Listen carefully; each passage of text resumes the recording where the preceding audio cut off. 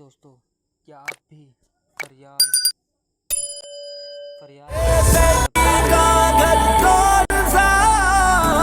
उसामा को सुरिया ने बताया कि मुजफ्फर अली को हार्ट अटैक हुआ है। हार्ट अटैक होने से पहले जहारा ने वहां फोन किया और वजिद थी कि वो मुजफ्फर अली से बात करना चाहती है। हालांकि सुरैया ने कहा कि आप मुझे बताएं क्या बात है, लेकिन नहीं, उसने कहा मुझे मुजफ्फर से ही बात करनी है। क्या चाहते हो तुम? क्या चाहते हो मीर नोमान? क्यों मेरे बेटों को मेरे खिलाफ करना चाह रहे खामोश, ये मेरी बात खत्म नहीं हुई। तो जहारा ने जिद की कि मुजफ्फर को फोन दो। जब मुजफ्फर को फोन दिया तो जहारा बुरी तरह चीखना शुरू हो गई। हो? झूठ बोलती है वो, बिल्कुल झूठ। मुजफ्फर के पसीने छूटने लगे। इतना चीखी जहारा तुम कि उसको हार्ट अटैक हो गया। झूठ बोलते हो तुम। मामा, आपने मुजफ्फर अंकल से फिजा की शिकायतें की हैं? तो झूठ नहीं बोल सकती मॉम, वो तो झूठ बोलने की पोजीशन में ही नहीं थी। मामा, यकीनन आपने उन्हें धमकियां दी होंगी। तुम अपने बाप की बातों में आ रहे हो। अबू की तबीयत बहुत खराब हो गई। अम्मी उन्हें हॉस्पिटल लेके गई और उनके पास कोई भी नहीं। Oh my God, ये सब तुम्हें किसने बताया? अम्मी की कॉल आई थी, मुझे निमरा को हॉस्पिटल बुलाया। हम लोग भी साथ चलते हैं। हाँ, लेकिन मैं तो अपनी गाड़ी लेकर आई। अच्छा ठीक है, पैनिक नहीं करो। एक काम करते हैं ना, मैं आयजा के साथ चलता हूँ, तुम पीछे पीछे आ रहे हो। हाँ, अबू कैसे? सॉरी, हमने बहुत कोशिश की लेकिन वो नहीं बचा सके। बाबा, मैं हॉस्पिटल में हूँ, मुजफ्फर अंकल की डेथ हो गई है। बाबा, सुरैया आंटी बता रही थी कि मॉम ने उन्हें फोन किया था। उन्होंने कहा कि अपने शौहर को फोन दो। उन्होंने दे दिया तो फिर मॉम उन पर चिल्लाती रही है और मुजफ्फर अंकल को हार्ट अटैक आया। ओह माय गॉड, क्या करूं मैं इस औरत का। ये जो मुजफ्फर अली को मम्मा ने फोन पे जो भी बात की, ये किसी को मत बताना। कहाँ चलना है? खैरियत तो है? खैरियत नहीं है फिजा, तुम्हारे कपड़े ठीक है, बदलने की जरूरत भी नहीं है, बस निकलते हैं, आ जाओ। क्या वो? वैसा क्या हुआ है आपको? कुछ कहे क्यों? मेरा दिल घबरा रहा है। रजा, बाबा को क्या हुआ है? की डेथ हो गई है। नहीं, कैसे? समझना चाहते हैं तो आज की वीडियो बिल्कुल आपके लिए है। आज की इस किस्त में कहानी एक ऐसे इंतहाई सनसनीखेज और नाजुक मोड़ पर आ चुकी है, जहां पिछले 30 साल से कायम हकमियत का तख्त हल चुका है। घर की सास जहां आरा बेगम कि वो फरसुदा और सख्त तरीन असूल जो कोई तोड़ने का सोच भी नहीं सकता था, वो अब एक एक करके रेजा रेजा बिखरते जा रहे हैं। फिजा ने अपने मेके से ससुराल वापसी पर कोई मुआफ़ी या शिकवा करने की बजाय एक ऐसा कदम उठाया है जिसने इस शहाना और जबराना घर की ईंट से ईंट बजा दी है। क्या फिजा का ये रवैया एक खुददार औरत का हक है या ये घर तोड़ने की शुरुआत है? तो आप कमेंट में इसकी राय लाजमी दें। क्या रज़ा जैसा मजबूर और माँ के दबाव में फंसा हुआ शोहर इस बार अपनी बीवी के जुल्म के आगे ढाल बनकर खड़ा हो पाएगा? और दूसरी तरफ अली और आयजा की शक्ल में पनपती हुई नई मोहब्बत इस बावजूद के ढेर पर क्या रंग लाएगी? आज हम इस 40 मिनट्स की तफसीली वीडियो में किस्त नंबर 10 की एक एक डायलॉग, हर एक सीन, अदाकारों की अदाकारी का तहरीर और आने वाले अक़सात की मुकम्मल कहानी पर बात करेंगे। इसलिए अगर आप हमारे चैनल पर नए हैं तो वीडियो को लाइक और सब्सक्राइब करना ना भूलें। जी हाँ, तो दोस्तों चलिए कहानी का आगाज़ करते हैं। किस्त की शुरुआत में हम देखते हैं कि फ़िज़ा शॉपिंग बैग्स हाथ में लिए अपने ससुराल के ड्राइंग रूम में दाखिल होती है। रज़ा जो इतने दिनों से अपनी बीवी की जुदाई और घर के तनाव से परेशान था, फ़िज़ा को देखते ही उसके चेहरे पर एक आर्जी इत्मीनान आ जाता है। रज़ा को लगता है कि शायद वक्त गुजरने के साथ साथ फ़िज़ा के दिल की तलखी की कम हो गई है और वो सब कुछ भुलाकर पुरानी बातों पर मिट्टी डालकर अपने ससुराल वापस आ गई है। लेकिन जैसे ही फ़िज़ा अपने शौहर के साथ रूम में दाखिल होती है, वो रज़ा के इस वहम को पल भर में तोड़ देती है। فضا بغیر کسی جھجک کے رضا سے کہتی ہے کہ ہم تم اس غلط فہمی میں مت رہنا کہ میں تم سے محبت کی وجہ سے یا اس گھر کے احترام میں واپس آئی ہوں۔ میں یہاں صرف اور صرف اپنے باپ کی زندگی بچانے کے لیے آئی ہوں۔ فضا یہاں پر جلا دینے والے انداز میں ایک کڑوی سچائی بیان کرتی ہے کہ ہمارے اس مردانہ معاشرے میں لڑکیوں کے باپ سب سے آسان ہدف ہوتے ہیں۔ جب کوئی بیٹی سسرال سے روٹھ کر گھر پہنچتی ہے تو سب سے زیادہ صدمہ اس کے بوڑھے باپ کے کندھوں پر ہوتا ہے۔ فضا رضا سے کہتی ہے کہ تم جیسے مرد ہماری اسی مجبوری کا فائدہ اٹھاتے ہو اور بیٹیوں کے باپ کو بلیک میل کرتے ہو۔ میں نے اپنے باپ کو ہسپتال میں موت سے لڑتے دیکھا ہے۔ یہ بات سننے کے بعد رضا کا دل دہل جاتا ہے۔ ان کے دل کا دورہ تمہاری اور تمہاری ماں کی وجہ سے پڑا ہے۔ فضا کہتی ہے رضا سے، اس لیے میں صرف ان کی خاطر اس جہنم میں واپس آئی ہوں، اس برباد گھر میں واپس آئی ہوں۔ یہاں مومل شیخ کی اداکاری کی داد دینی پڑے گی۔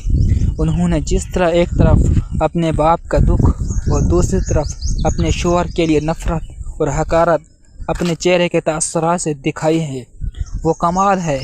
دوسری طرف ہمایوں اشرف یعنی رضا کا کردار ایک ایسے روایتی اور کمزور شوہر کی عکاسی کرتا ہے جو اندر سے تو اپنی بیوی سے ہمدردی رکھتا ہے، اس سے محبت رکھتا ہے، لیکن جب اپنی ماں کے سامنے سچ بولنے یا اپنی بیوی کے حقوق کے لیے کھڑے ہونے کی باری آتی ہے تو اس کی زبان کو تالا لگ جاتا ہے۔ اب چلیے ہم دوسرے بڑے منظر کی طرف جو میر نعمان اور ان کی بیوی جہاں آرا کے درمیان ہوتا ہے۔ میر نعمان جو اس گھر کے سربراہ ہیں لیکن ہمیشہ اپنی بیوی کی سخت گیری کے آگے خاموش رہتے تھے، جو اپنے کمرے میں شدید غصے کی حالت میں ٹہل رہی ہوتی ہے، وہ اپنے شوہر کو دیکھ کر اپنی بھڑاس نکالنا شروع کر دیتی ہے۔ جہاں آرا کا ماننا ہے کہ فضا نے اس گھر میں واپس آ کر ان پر کوئی احسان نہیں کیا، وہ اپنے مخصوص انداز میں کہتی ہے، مگر مچھ کے ساتھ پانی میں رہ کر دشمنی نہیں کی جا سکتی۔ اگر فضا اس گھر میں رہنا چاہتی ہے تو اسے میرے بنائے ہوئے اصولوں کے مطابق چلنا ہوگا، ورنہ اس گھر میں اس کے لیے کوئی جگہ نہیں ہے۔ لیکن اس بار میر نعمان اپنی بیوی کی اس دھمکی سے ڈرنے والے نہیں تھے، وہ بہت ہی سنجیدہ اور سخت لہجے میں جہاں آرا کو جواب دیتے ہیں، تمہاری انہی جا پابندیوں اور سخت اصولوں کی وجہ سے مظفر علی کو دل کا دورہ پڑا ہے۔ ہم پہلے ہی بہت بڑی غلطی کر چکے ہیں، اب میں مزید کوئی تماشا نہیں ہونے دوں گا۔ فضا اس گھر کی بہو ہے اور وہ اس گھر میں رہے گی، تو میں اسے کسی صورت گھر سے باہر نکالنے کا سوچنا بھی مت۔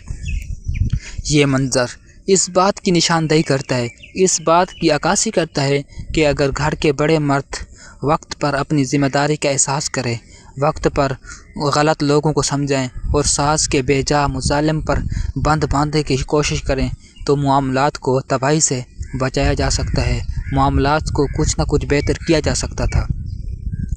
میر نعمان کا یہ بدلا ہوا روپ جہاں آرا کے لیے ایک بڑا جھٹکا تھا، اس کے لیے ایک بڑی مصیبت تھی، کیونکہ 30 سال میں پہلی بار ان کے شوہر نے ان کے فیصلے پر کھل کر اعتراض کیا تھا۔ اس کے بعد کہانی کا رخ بدلتا ہے اور ہم دیکھتے ہیں کہ یہ میر نعمان اپنے چھوٹے بیٹے کو علی کے ساتھ لے کر اپنی سمدھی مظفر علی کے گھر ان کی عیادت کے لیے جاتے ہیں۔ ہسپتال سے گھر منتقل ہونے کے بعد مظفر علی ابھی شدید ذہنی اور جسمانی نکاہت کا شکار ہوتے ہیں۔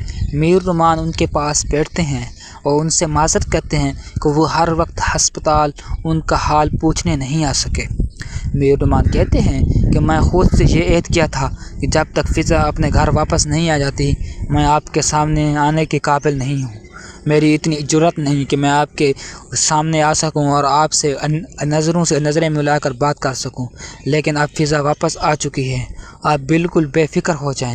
میں آپ کو یقین دلاتا ہوں، میں آپ سے وعدہ کرتا ہوں کہ فضا میری بیٹی کی طرح ہے اور میں اس پر کسی قسم کا ظلم یا زیادتی نہیں ہونے دوں گا، یہ میرا وعدہ ہے تم سے۔ مظفر سے کہتا ہے मुजफ्फर अली जो अपनी बेटी की मुस्तकबिल को लेकर शदीद कुर्ब में मुब्तला थे, अपनी असमसदी के उन अल्फाज से थोड़ा उन्हें हौसला मिलता है।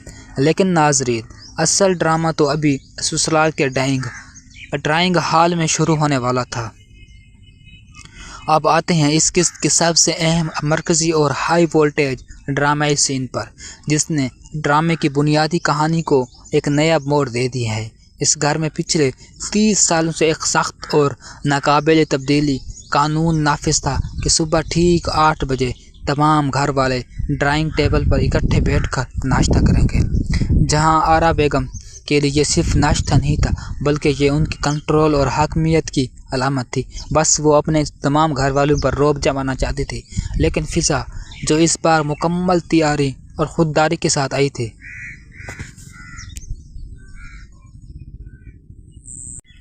तो इस बार वो फ़िज़ा से कहता है कि तुम ये क्या कर रही हो। खुददारी के साथ आई थी। उसने 30 साल पुराने शाहाना असूल को बराह रास्त चैलेंज कर दिया, बराह रास्त खुलेआम रास्ते पर रख दिया। फ़िज़ा मुलाजिम को हुक्म देती है, मुलाजिम से कहती है कि नाश्ते की ट्राली तैयार की जाए, और वो ट्राली सीधी अपने और रज़ा के कमरे में ले जाती है। रज़ा जब ये देखता है वो दंग रह जाता है।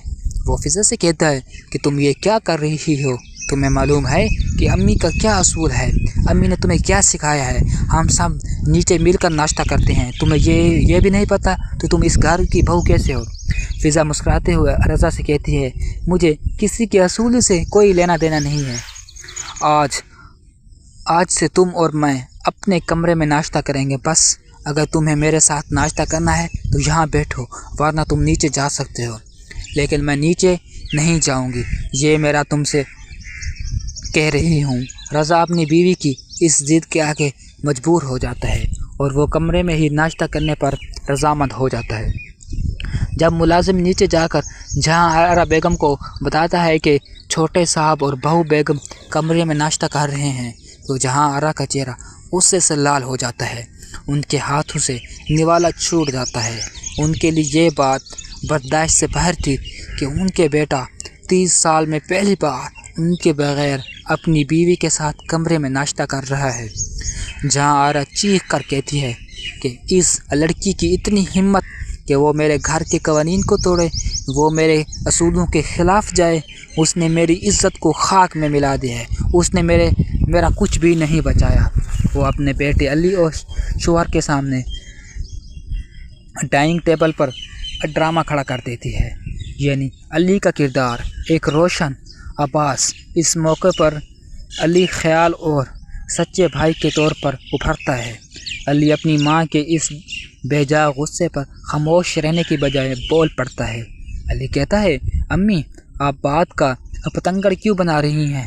रज़ा सिर्फ अपनी बीवी के साथ अपने कमरे में नाश्ता ही तो कर रहा है, इसमें आपकी इज़्ज़त कहाँ से आ गई। क्या शादी के बाद एक शौहर को अपनी बीवी के साथ अकेला वक्त गुजारने का कोई हक़ नहीं। अली का यह जुमला जहां आरा के दिल पर तीर की तरह लगता है। वो अपने बेटे को चुप कराने की कोशिश करती है, उसे दबाना चाहती थी, लेकिन अली वाज़े कर देता है कि घर के वो असूल जो दूसरों का दम घोटें या दूसरों की ज़िंदगी को बर्बाद करें, उन्हें बदला जाना चाहिए। इन असूलों को गलत कह देना चाहिए। नाश्ते के बाद जब रज़ा अपने कमरे में वापस आता है तो उसके और फ़िज़ा के दरमियान एक शदीद और गर्म बहस छूट जाती है। रज़ा फ़िज़ा से इल्तिजा करता है, मुतईन करना है कि फ़िज़ा खुदा के लिए इस घर का माहौल मज़ीद ख़राब मत करो। तुम बस एक बार जाकर अम्मी से मुआफ़ी मांग लो ताकि ये मसला हमेशा के लिए ख़त्म हो जाए। लेकिन फ़िज़ा का जवाब सुनकर हर देखने वाला दंग रह गया। फ़िज़ा रज़ा की आंखों में आंखें डालकर कहती है कि मुआफ़ी? किस बात की मुआफ़ी? क्या आपने कमरे में नाश्ता करना कोई गुनाह है? किस किताब में लिखा है कि मियाँ बीवी बैठकर खाना नहीं खा सकते?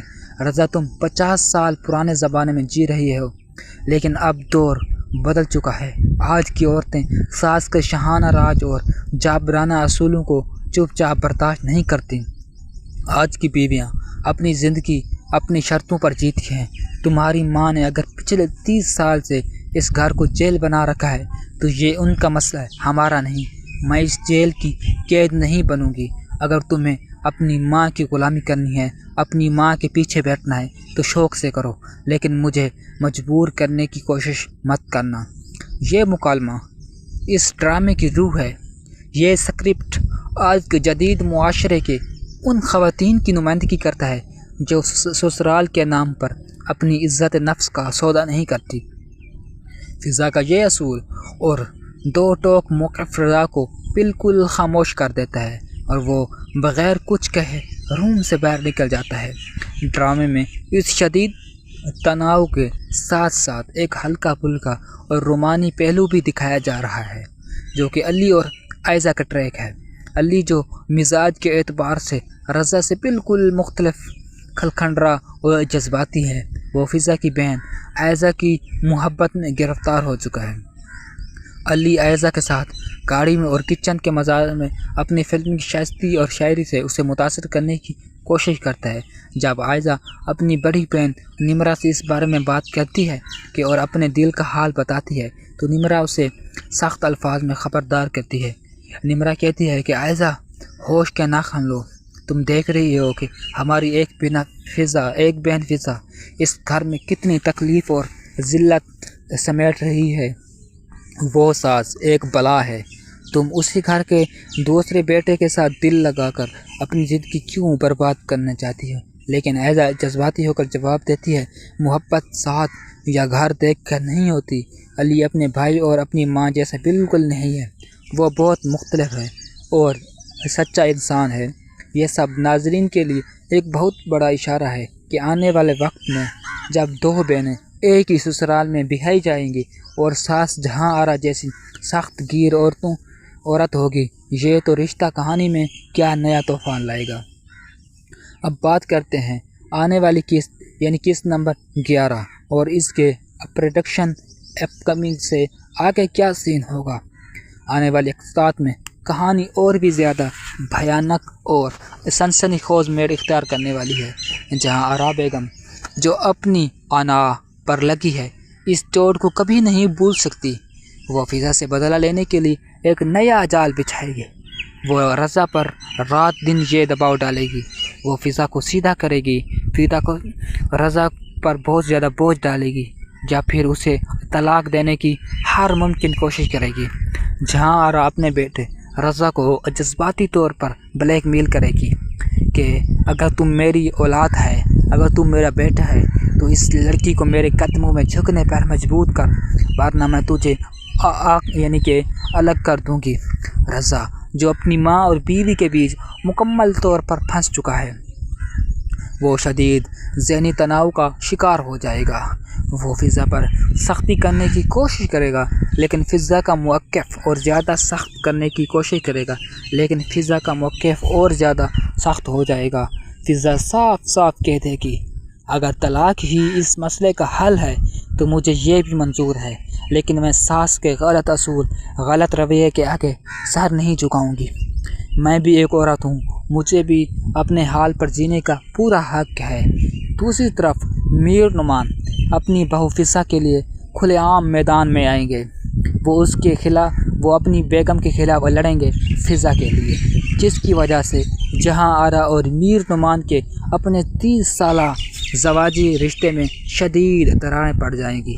جہاں آرا اپنے شوہر پر الزام لگائیں گی، وہ بہو کی طرف داری کر کے گھر کو توڑ رہے ہیں۔ اس کے ساتھ ساتھ علی اور عائزہ کی محبت کا معمہ بھی جب جہاں آرا کے سامنے کھلے گا تو گھر میں قیامت آ جائے گی۔ جب جہاں آرا کو پتہ چلے گا کہ ان کا دوسرا بیٹا علی بھی اسی مظفر علی کی دوسری بیٹی عائزہ سے شادی کرنا چاہتا ہے تو وہ اس رشتے کو روکنے کے لیے ہر بار کر جائے گی۔ وہ علی کو گھر سے نکالنے کی دھمکی دیں گی، لیکن علی اپنے بھائی رضا کی طرح بزدل ثابت نہیں ہوگا۔ وہ اپنے حق کے خلاف لڑے گا، وہ اپنی محبت اور سچائی کے لیے اپنی ماں کے خلاف کھڑا ہو جائے گا۔ کیا جائزہ لیا اگر اداکاری کی کارکردگی جائے تو اس قسط میں تمام اداکاروں نے شاندار کام کیا ہے۔ सबा फैसल ने जहां आरा के रूप में एक जालिम और अनापरस्त सास का किरदार इतनी महारत से निभाया है कि देखने वालों को उनके किरदार से नफरत होने लगती है, और यही एक अच्छे किरदार की कामयाबी है। मोमल शेख ने फ़िज़ा के रूप में एक मजबूत, बाइतमाद और खुददार औरत का किरदार बहुत खूबसूरती से अदा किया है। उनके चेहरे के तासुरात और डायलॉग डिलीवरी में बला का एतमाद है। हुमायूं अशरफ ने रज़ा की पेचीदगी और दबाव में घिरे किरदार के साथ पूरा इंसाफ किया है, और अली अब्बास ने इस अली के रूप में ड्रामे में एक ताज़गी और मुस्बत तवानाई बरकरार रखी है। मजबूरी तौर पर किस्त नंबर 11 ने ड्रामे की कहानी को एक ऐसे मकाम पर ला खड़ा किया है जहां से अब वापसी का कोई रास्ता बाकी नहीं बचा। ये कहानी सिर्फ एक घर के झगड़े की नहीं, बल्कि ये पुराने दौर की जबराना सोच और जदीद दौर की आज़ाद और ख़ुददार सोच के दरमियान एक बहुत बड़ी जंग है। आप सब के इस बारे में क्या राय है? आप क्या कहना चाहते हैं?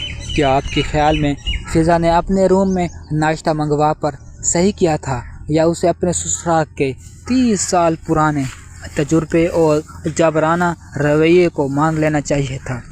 क्या रज़ा को अपनी माँ का साथ देना चाहिए, या अपनी बीवी का? शॉपिंग बैग्स हाथ में लिए अपने ससुराल के ड्राइंग रूम में दाखिल होती है। रज़ा, जो इतने दिनों से अपनी बीवी की जुदाई और घर के तनाव से परेशान था, फ़िज़ा को देखते ही उसके चेहरे पर एक आर्जी इत्मीनान आ जाता है। रज़ा को लगता है कि शायद वक्त गुजरने के साथ साथ फ़िज़ा के दिल की तलखी की कम हो गई है, और वो सब कुछ भुलाकर पुरानी बातों पर मिट्टी डालकर अपने ससुराल वापस आ गई है। लेकिन जैसे ही फ़िज़ा अपने शौहर के साथ रूम में दाखिल होती है, वो रज़ा के इस वहम को पल भर में तोड़ देती है।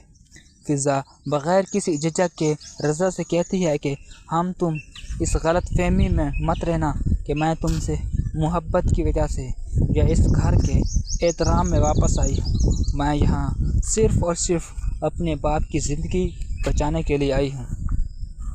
फ़िज़ा यहाँ पर जला देने वाले अंदाज में एक कड़वी सच्चाई बयान करती है कि हमारे इस मर्दाना मुआशरे में लड़कियों के बाप सबसे आसान हदफ होते हैं। जब कोई बेटी ससुराल से रूठ कर घर पहुँचती है तो सबसे ज़्यादा सदमा उसके बूढ़े बाप के कंधों पर होता है। फ़िज़ा रज़ा से कहती है कि तुम जैसे मर्द हमारी इसी मजबूरी का फ़ायदा उठाते हो और बेटियों के बाप को ब्लैकमेल करते हो। मैंने अपने बाप को अस्पताल में मौत से लड़ते देखा है। ये बात सुनने के बाद रज़ा का दिल दहल जाता है। उनके दिल का दौरा तुम्हारी और तुम्हारी माँ की वजह से पड़ा है। फ़िज़ा कहती है रज़ा से, इसलिए मैं सिर्फ उनकी खातिर इस जहन्नुम में वापस आई हूँ, इस बर्बाद घर में वापस आई हूँ। यहाँ मोमल शेख की अदाकारी की दाद देनी पड़ेगी। उन्होंने जिस तरह एक तरफ अपने बाप का दुख और दूसरी तरफ अपने शौहर के लिए नफ़रत और हकारत अपने चेहरे के तासुरात से दिखाई है, वो कमाल है। दूसरी तरफ हुमायूं अशरफ यानी रज़ा का किरदार एक ऐसे रिवायती और कमज़ोर शौहर की अक्कासी करता है जो अंदर से तो अपनी बीवी से हमदर्दी रखता है, उससे मोहब्बत रखता है, लेकिन जब अपनी माँ के सामने सच बोलने या अपनी बीवी के हकूक़ के लिए खड़े होने की बारी आती है तो उसकी ज़बान को ताला लग जाता है। अब चलिए हम दूसरे बड़े मंज़र की तरफ, जो मीर नुमान और उनकी बीवी जहां आरा के दरमियान होता है। मीर नुमान जो इस घर के सरबराह हैं, लेकिन हमेशा अपनी बीवी की सख्त गिरी के आगे खामोश रहते थे, जो अपने कमरे में शदीद गुस्से की हालत में टहल रही होती है। वो अपने शौहर के घर कर अपनी भड़ास निकालना शुरू कर देती है। जहां आरा का मानना है कि फ़िज़ा ने इस घर में वापस आकर उन पर कोई एहसान नहीं किया, वो अपने मखसूस अंदाज में कहती है, मगर मच्छ के साथ पानी में रहकर दुश्मनी नहीं की जा सकती। अगर फ़िज़ा इस घर में रहना चाहती है तो उसे मेरे बनाए हुए असूलों के मुताबिक चलना होगा, वरना इस घर में उसके लिए कोई जगह नहीं है। لیکن اس بار میر نعمان اپنی بیوی کی اس دھمکی سے ڈرنے والے نہیں تھے۔ وہ بہت ہی سنجیدہ اور سخت لہجے میں جہاں آرا کو جواب دیتے ہیں، تمہاری انہی جا پابندیوں اور سخت اصولوں کی وجہ سے مظفر علی کو دل کا دورہ پڑا ہے۔ ہم پہلے ہی بہت بڑی غلطی کر چکے ہیں، اب میں مزید کوئی تماشا نہیں ہونے دوں گا۔ فضا اس گھر کی بہو ہے اور وہ اس گھر میں رہے گی، تمہیں اسے کسی صورت گھر سے باہر نکالنے کا سوچنا بھی مت۔ یہ منظر اس بات کی نشاندہی کرتا ہے، اس بات کی عکاسی کرتا ہے کہ اگر گھر کے بڑے مرد وقت پر اپنی ذمہ داری کا احساس کریں، وقت پر غلط لوگوں کو سمجھائیں اور ساس کے بے جا مظالم پر بند باندھنے کی کوشش کریں تو معاملات کو تباہی سے بچایا جا سکتا ہے، معاملات کو کچھ نہ کچھ بہتر کیا جا سکتا تھا۔ میر نعمان کا یہ بدلا ہوا روپ جہاں آرا کے لیے ایک بڑا جھٹکا تھا، اس کے لیے ایک بڑی مصیبت تھی، کیونکہ 30 سال میں پہلی بار ان کے شوہر نے ان کے فیصلے پر کھل کر اعتراض کیا تھا۔ اس کے بعد کہانی کا رخ بدلتا ہے اور ہم دیکھتے ہیں کہ یہ میر نعمان اپنے چھوٹے بیٹے کو علی کے ساتھ لے کر اپنی سمدھی مظفر علی کے گھر ان کی عیادت کے لیے جاتے ہیں۔ ہسپتال سے گھر منتقل ہونے کے بعد مظفر علی ابھی شدید ذہنی اور جسمانی نکاہت کا شکار ہوتے ہیں۔ میر نعمان ان کے پاس بیٹھتے ہیں اور ان سے معذرت کرتے ہیں کہ وہ ہر وقت ہسپتال ان کا حال پوچھنے نہیں آ سکے۔ میر نعمان کہتے ہیں کہ میں خود سے یہ عہد کیا تھا کہ جب تک فضا اپنے گھر واپس نہیں آ جاتی میں آپ کے سامنے آنے کے قابل نہیں ہوں۔ میری اتنی جرأت نہیں کہ میں آپ کے سامنے آ سکوں اور آپ سے نظروں سے نظریں ملا کر بات کر سکوں، لیکن اب فضا واپس آ چکی ہے، آپ بالکل بے فکر ہو جائیں۔ میں آپ کو یقین دلاتا ہوں، میں آپ سے وعدہ کرتا ہوں کہ فضا میری بیٹی کی طرح ہے اور میں اس پر کسی قسم کا ظلم یا زیادتی نہیں ہونے دوں گا، یہ میرا وعدہ ہے تم سے۔ مظفر سے کہتا ہے مظفر علی جو اپنی بیٹی کی مستقبل کو لے کر شدید کرب میں مبتلا تھے، اپنی سمسدھی کے ان الفاظ سے تھوڑا انہیں حوصلہ ملتا ہے۔ لیکن ناظرین، اصل ڈرامہ تو ابھی سسرال کے ڈرائنگ ہال میں شروع ہونے والا تھا۔ اب آتے ہیں اس قسط کے سب سے اہم مرکزی اور ہائی وولٹیج ڈرامائی سین پر، جس نے ڈرامے کی بنیادی کہانی کو ایک نیا موڑ دے دیا ہے۔ اس گھر میں پچھلے 30 سالوں سے ایک سخت اور ناقابل تبدیلی قانون نافذ تھا کہ صبح ٹھیک 8 بجے تمام گھر والے ڈرائنگ ٹیبل پر اکٹھے بیٹھ کر ناشتہ کریں گے۔ جہاں آرا بیگم کے لیے یہ صرف ناشتہ نہیں تھا بلکہ یہ ان کی کنٹرول اور حاکمیت کی علامت تھی، بس وہ اپنے تمام گھر والوں پر رعب جمانا چاہتی تھی۔ لیکن فضا جو اس بار مکمل تیاری اور خودداری کے ساتھ آئی تھی،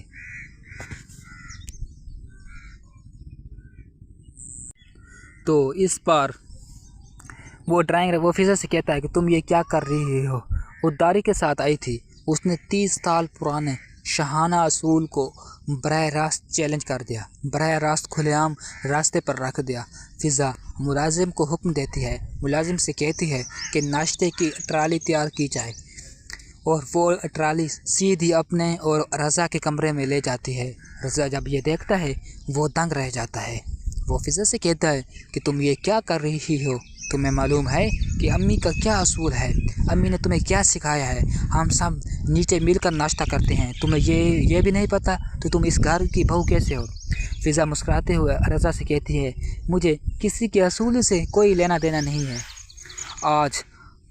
آج سے تم اور میں اپنے کمرے میں ناشتہ کریں گے، بس اگر تمہیں میرے ساتھ ناشتہ کرنا ہے تو یہاں بیٹھو ورنہ تم نیچے جا سکتے ہو۔ لیکن میں نیچے نہیں جاؤں گی، یہ میرا تم سے کہہ رہی ہوں۔ رضا اپنی بیوی کی اس ضد کے آگے مجبور ہو جاتا ہے اور وہ کمرے میں ہی ناشتہ کرنے پر رضامند ہو جاتا ہے۔ جب ملازم نیچے جا کر جہاں آرا بیگم کو بتاتا ہے کہ چھوٹے صاحب اور بہو بیگم کمرے میں ناشتہ کر رہے ہیں تو جہاں آرا کا چہرہ غصے سے لال ہو جاتا ہے، ان کے ہاتھوں سے نوالا چھوٹ جاتا ہے۔ ان کے لیے یہ بات برداشت سے باہر تھی کہ ان کے بیٹا 30 سال میں پہلی بار ان کے بغیر اپنی بیوی کے ساتھ کمرے میں ناشتہ کر رہا ہے۔ جہاں آرا چیخ کر کہتی ہے کہ اس لڑکی کی اتنی ہمت کہ وہ میرے گھر کے قوانین کو توڑے، وہ میرے اصولوں کے خلاف جائے۔ اس نے میری عزت کو خاک میں ملا دیا ہے، اس نے میرا کچھ بھی نہیں بچایا۔ وہ اپنے بیٹے علی اور شوہر کے سامنے ڈائننگ ٹیبل پر ڈرامہ کھڑا کر دیتی ہے، یعنی علی کا کردار ایک روشن عباس۔ اس موقع پر علی خیال اور سچے بھائی کے طور پر ابھرتا ہے۔ علی اپنی ماں کے اس بے جا غصے پر خاموش رہنے کی بجائے بول پڑتا ہے۔ علی کہتا ہے، امی آپ بات کا پتنگڑ کیوں بنا رہی ہیں؟ رضا صرف اپنی بیوی کے ساتھ اپنے کمرے میں ناشتہ ہی تو کر رہا ہے، اس میں آپ کی عزت کہاں سے آ گئی؟ کیا شادی کے بعد ایک شوہر کو اپنی بیوی کے ساتھ اکیلا وقت گزارنے کا کوئی حق نہیں؟ علی کا یہ جملہ جہاں آرا کے دل پر تیر کی طرح لگتا ہے۔ وہ اپنے بیٹے کو چپ کرانے کی کوشش کرتی ہے، اسے دبانا چاہتی تھی، لیکن علی واضح کر دیتا ہے کہ گھر کے وہ اصول جو دوسروں کا دم گھوٹیں یا دوسروں کی زندگی کو برباد کریں انہیں بدلا جانا چاہیے، ان اصولوں کو غلط کہہ دینا چاہیے۔ ناشتے کے بعد جب رضا اپنے کمرے میں واپس آتا ہے تو اس کے اور فضا کے درمیان ایک شدید اور گرم بحث چھوٹ جاتی ہے۔ رضا فضا سے التجا کرتا ہے، مطمئن کرنا ہے کہ فضا خدا کے لیے اس گھر کا ماحول مزید خراب مت کرو، تم بس ایک بار جا کر امی سے معافی مانگ لو تاکہ یہ مسئلہ ہمیشہ کے لیے ختم ہو جائے۔ لیکن فضا کا جواب سن کر ہر دیکھنے والا دنگ رہ گیا۔ فضا رضا کی آنکھوں میں آنکھیں ڈال کر کہتی ہے کہ معافی؟ کس بات کی معافی؟ کیا اپنے کمرے میں ناشتہ کرنا کوئی گناہ ہے؟ کس کتاب میں لکھا ہے کہ میاں بیوی بیٹھ کر کھانا نہیں کھا سکتے؟ رضا تم 50 سال پرانے زمانے میں جی رہی ہو، لیکن اب دور بدل چکا ہے۔ آج کی عورتیں ساس کے شاہانہ راج اور جابرانہ اصولوں کو چپ چاپ برداشت نہیں کرتی۔ آج کی بیویاں اپنی زندگی اپنی شرطوں پر جیتی ہیں۔ تمہاری ماں نے اگر پچھلے 30 سال سے اس گھر کو جیل بنا رکھا ہے تو یہ ان کا مسئلہ ہے، ہمارا نہیں۔ میں اس جیل کی قید نہیں بنوں گی۔ اگر تمہیں اپنی ماں کی غلامی کرنی ہے، اپنی ماں کے پیچھے بیٹھنا ہے تو شوق سے کرو، لیکن مجھے مجبور کرنے کی